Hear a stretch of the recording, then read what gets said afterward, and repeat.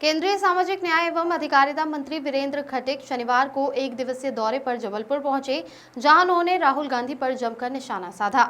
जबलपुर में मीडिया से बात करते हुए उन्होंने कहा कि कांग्रेस नेता राहुल गांधी हर जगह संविधान की बात कर रहे हैं, लेकिन आपातकाल लगाने वाले व्यक्ति को संविधान की बात करना ठीक नहीं लगता।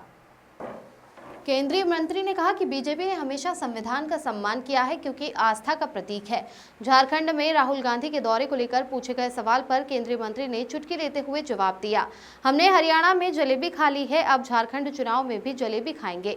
महिला अपराधों के खिलाफ भोपाल में धरने पर बैठे दिग्विजय सिंह और कमलनाथ को लेकर केंद्रीय मंत्री वीरेंद्र खटीक ने कहा कि इन नेताओं के पास अब कोई काम नहीं रह गया है, इसलिए वे जगह जगह जाकर धरना दे रहे हैं। केंद्रीय मंत्री वीरेंद्र खटीक भंवरताल स्थित कल्चरल स्ट्रीट में आयोजित सीवर एवं सेप्टिक टैंक सफाई कर्मियों के लिए पीपीई किट और आयुष्मान कार्ड वितरण कार्यक्रम में शामिल हुए।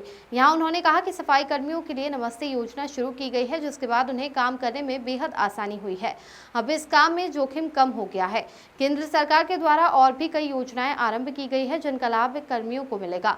नशा मुक्तियों के लिए जबलपुर के मेडिकल कॉलेज अस्पताल में जल्द ही एटीएफ सेंटर खोला जाएगा। इसके लिए प्रक्रिया जल्द ही शुरू की जाएगी। इस सेंटर में नशे के शिकार लोगों को रखा जाएगा और इस लत से उन्हें निजात दिलाने का काम किया जाएगा। जबलपुर से वाजिद खान की रिपोर्ट। दर की दिशा में सफाई के दौरान, सीवर सफाई के दौरान की दिशा में काम विभाग आपका कर रहा है और आज पीपी के वितरण, आयुष्मान कार्ड वितरण भी निःशुल्क किया गया। स्वच्छता कर्मी हमारे भाई बहनों को जो सीवर टैंक, सेप्टिक टैंक की संकट में काम में लगे हुए हैं, इनको पीपी किट और सुरक्षा उपकरणों के माध्यम से इसके बाद उनको प्रशिक्षण देने का भी कार्यक्रम है, जिसमें नगर निगम के इंजीनियर, कंसर्न जो ठेकेदार होते हैं वो और स्वच्छता कर्मी भाई बहन, उनको प्रशिक्षण भी दिया जाता है। प्रशिक्षण के उपरांत वो अपने काम को करेंगे। जब उस काम को लिए उतरते हैं तो उनको गैस मापक यंत्र भी दिया जाएगा, जहाँ पर उनको वो अलर्ट करेगा, तो विशिष्ट उनके मुँह में रहेगी। एक ट्रेंगल खड़ा किया जाता है, जैसे मंडी कमेटियों में रहता है, उसके सारे सुरक्षाकर्मी को नीचे उतारा जाएगा। जरा सा भी संकेत होने पर उसको ऊपर खींच लिया जाएगा। तो जो पहले इस तरह की अखबारों की सुर्खियाँ हुआ करती थी या चैनल में कई बार मालूम पड़ता था कि किसी स्थान पर कोई स्वच्छता कर्मी इस काम के लिए नीचे उतरा और गैस के रिसाव के कारण उसकी मृत्यु हो जाती थी। इस मृत्यु दर को शून्य करने के लिए देश के प्रधानमंत्री आदरणीय नरेंद्र मोदी जी के प्रेरणा से सामाजिक न्याय अधिकारिता मंत्रालय ने नमस्ते योजना प्रारंभ की। इस नमस्ते योजना में पूरे देश भर में हमारे जो नगर निगम हैं, नगर पालिकाएँ हैं, नगर पंचायतें हैं, वहाँ पर जो स्वच्छता के काम में लगे हुए हैं, जहाँ ये संस्थाएं स्वयं अपने स्वच्छता कर्मियों से काम करा रही हैं उनके लिए, और उनके आश्रित परिवार के सदस्य कोई सेल्फ हेल्प ग्रुप बना करके या कमेटियां बनाकर इस काम को करना चाहते हैं, तो राष्ट्रीय हमारा जो सफाई कर्मचारी वित्त एवं विकास निगम है, उससे कम ब्याज की दर पर उनको लोन भी उपलब्ध कराया जाता है और लगभग 5 लाख रुपये तक की सब्सिडी भी दी जाती है। और ये निजी क्षेत्र के लोग भी खरीदते हैं, इस तरह के राष्ट्रीय मशीनीकृत सफाई व्यवस्था के साथ में जुड़ते हैं, तो उनको भी नगर पालिका और नगर निगम के द्वारा अनुबंध के तहत उनको जोड़ लिया जाता है, तो उनको काम भी मिलता है और सुरक्षा के साथ में वो अपने काम को बेहतर ढंग से काम कर सकें। इस श्रृंखला को, इस अभियान को हम पूरे देश में बढ़ाने के लिए आगे बढ़ रहे हैं। और जबलपुर नगर निगम ने जिस तरह से पिछले दिनों स्वच्छता के अभियान को यहाँ पर जबलपुर नगर निगम एरिया में बढ़ाया, इसमें नगर निगम के सभी निर्वाचित जनप्रतिनिधियों के साथ ही साथ हमारे नगर निगम अध्यक्ष और महापौर के साथ साथ उनकी जो वार्ड मेंबर हैं, उनके एमआईसी के अध्यक्ष हैं, सदस्य हैं, और जबलपुर की जनता ने जो योगदान दिया, उसके परिणाम स्वरूप 60वें स्थान से 13वें स्थान पर जबलपुर आया है। आने वाले समय में ये प्रयास ऐसे ही गतिशीलता के साथ में चलते रहेंगे और जबलपुर नगर निगम की जनता का ऐसा ही सहयोग मिलता रहेगा, तो संस्कार धानी के साथ साथ जबलपुर आने वाले समय में और स्वच्छता की राजधानी भी बनने की दिशा में अग्रसर होगा।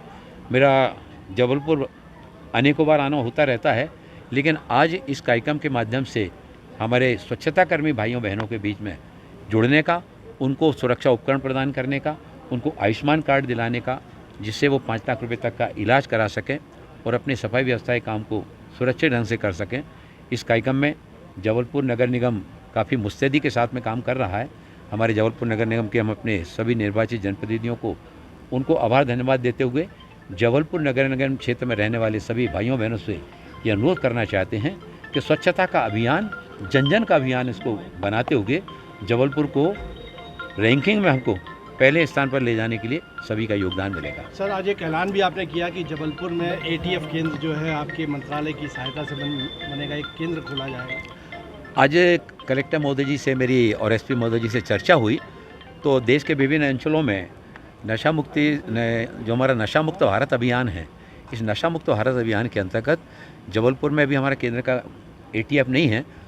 हमने कलेक्टर महोदय से कहा है कि इसका प्रस्ताव बनाकर आप राज्य भेजिए, वहाँ से सीधा केंद्र को आएगा और जबलपुर मेडिकल कॉलेज में नशे के उपचार के लिए एक एटीएफ केंद्र यहाँ पर आने वाले समय में प्रस्ताव प्राप्त होने पर उसको प्रारंभ कराया जाएगा। सर, झारखंड में चुनाव होने हैं और राहुल गांधी वहाँ आज संविधान सम्मान समारोह में शामिल होने जा रहे हैं, क्या आप कहेंगे संविधान को की रक्षा? हरियाणा की जनता ने जलेबियाँ खाई हैं, हम लोग झारखंड में भी जलेबियाँ खिलाएंगे। मैं यहाँ से जाने के बाद मैं झारखंड ही जा रहा हूँ और पार्टी पूरे सजगता के साथ में और गंभीरता के साथ में, चाहे वो झारखंड का चुनाव हो या महाराष्ट्र का चुनाव हो, भारतीय जनता पार्टी अपने सहयोगियों के साथ में पूरी मुस्तैदी के साथ में इन चुनाव को जीतने के लिए काम करने के लिए आगे बढ़ चुकी है। जो संविधान की प्रति बार बार राहुल जी लहरा रहे हैं, आपको लग रहा है कि जनता उस चीज़ में नहीं आ रही है, समझ गई? आपातकाल लगाने वाले संविधान की बात करें, संविधान की तो उस दिन हत्या हुई थी जब 26 जून को 1975 में जब आपातकाल लगाया गया था। और मैं तो यहाँ जबलपुर जेल में भी रहा उस समय, पहले सागर जेल में था और बाद में यहाँ पर भी रहा। तो कितने बार जब विपक्ष सत्ता में रहा तब संविधान का अपने हिसाब से उसका उपयोग किया गया। देश के प्रधानमंत्री आदरणीय नरेंद्र मोदी जी के आने के बाद जिस तरह से उन्होंने गुजरात के मुख्यमंत्री पद पर रहते हुए संविधान की बड़ी कापी हाथी पर बिठाल करके और उसकी संविधान यात्रा निकालने का काम किया था। फिर यहाँ पर 26 नवंबर को संविधान दिवस मनाने की शुरुआत उनके द्वारा की गई। उन्होंने संविधान की सर्वोच्चता को सदैव जो है ना ऊंचाई पर ले जाने का काम किया। संविधान, जैसा कि विपक्ष के कुछ लोग करते हैं, संविधान दिखाने की नहीं बल्कि संविधान का सम्मान करने का भाव प्रधानमंत्री नरेंद्र मोदी जी से सीखना चाहिए कि जब वो पहली बार लोकसभा में आए तो लोकसभा के लोकतंत्र के सर्वोच्च मंदिर की पहली सीढ़ी को नमन किया और भीतर जाकर पहले उन्होंने संविधान के प्रति अपना माथा झुकाकर सम्मान प्रदान किया गया था। तो उनके लिए तो ये राजनीतिक मतलब हो सकता है, लेकिन हम लोगों के लिए संविधान आस्था का, विश्वास का और परंपराओं का हम सब के लिए आदर्श है। सर, आप मध्य प्रदेश के बुंदेलखंड से ही आते हैं। आज राजधानी भोपाल में दिग्विजय सिंह, कमलनाथ सहित तमाम कांग्रेस के नेता महिला सुरक्षा सम्मान को लेकर धरने पर बैठे हुए हैं। काम नहीं है उनके पास, जनता ने नकार दिया है।